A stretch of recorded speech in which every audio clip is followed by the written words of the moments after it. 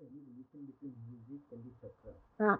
Or alternatively, whether music can they rouse the kundalini? No. Uh, See, all these five elements are very important in our body, and they are the body of the chakras also, as I have told you. So what happens that when you sing the music, the vibrations can go through the musical sound and can excite certain chakras. You see, for example, for the Hridaya chakra, it is very good, or also for the Vishuddhi chakra, it is very good. Not for all the chakras, but certain chakras it does. But supposing you say a mantra plus the sound, the beautiful music, and a realized soul, then it is very effective. See? For example, Ganesha, you can excite him with a beautiful shloka. If you are a realized soul and if your Ganesha is correct, you can excite the Ganesha of another person very easily.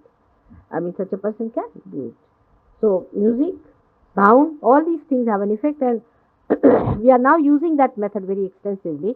That supposing now we go in a mass meditation and many people are there and some chakra is caught, say Vishuddhi is caught. I can correct the Vishuddhi by just putting my finger on this like this, because this has the sound. This is the chakras.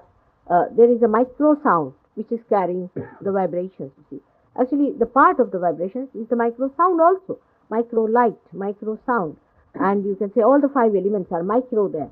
So when I put my finger, the micro sound can carry the rest of them, and the person can be corrected. We can do it, especially Vishuddhi. Very easy to correct Vishuddhi on that.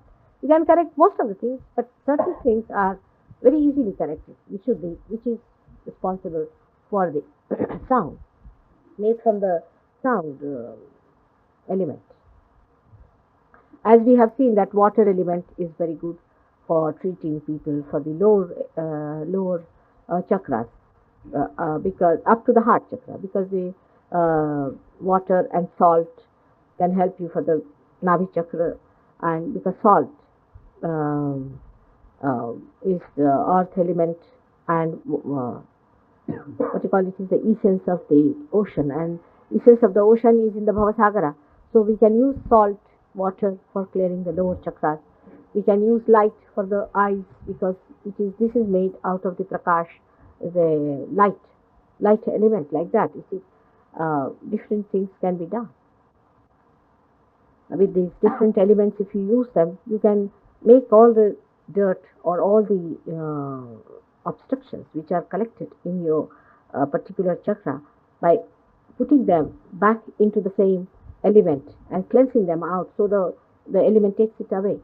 For Mother Earth also, she has so many elements in her that she can take away so many of your problems which are troubling you in your being, because of some imbalance of the Mother Earth element.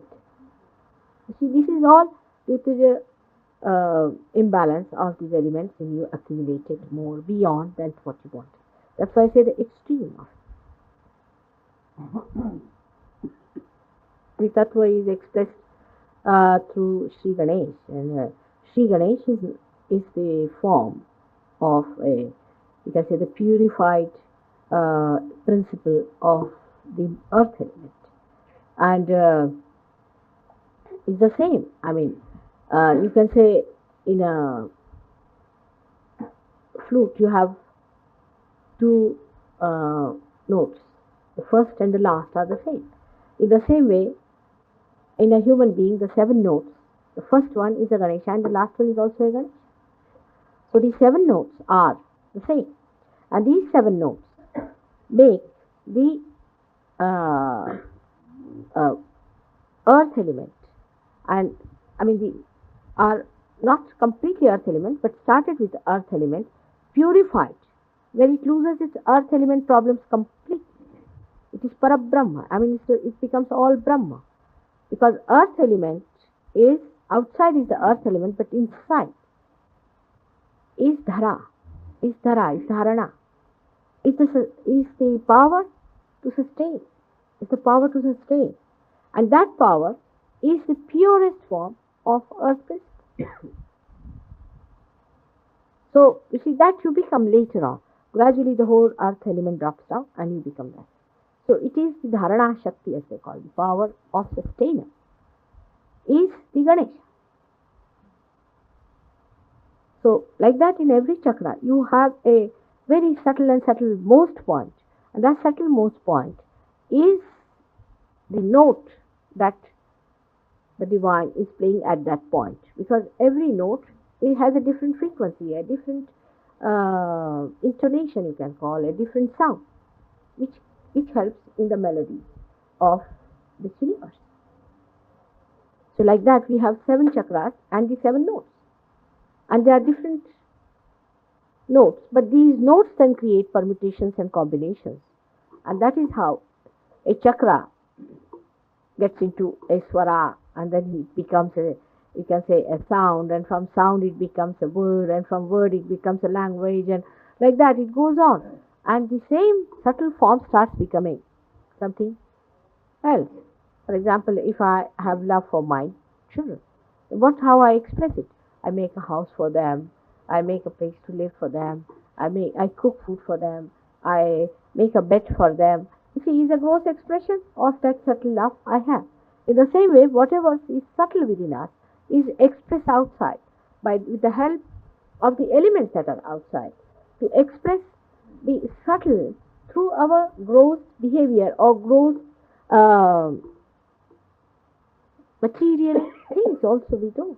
So it's the same subtle which is expressing outside. But then we become so gross later on that we forget the inner part of it.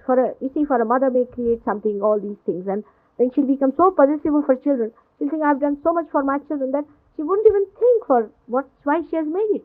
She forgets the love part of it, and she becomes nothing but the gross thing. She starts scolding the children for even breaking for a small thing here and there. You see, she does this for love, and then she forgets it. That's what is an extreme behavior. Extreme behavior means from the subtle, you get to the gross and the gross and the grosser. Once you become grosser, you are dead.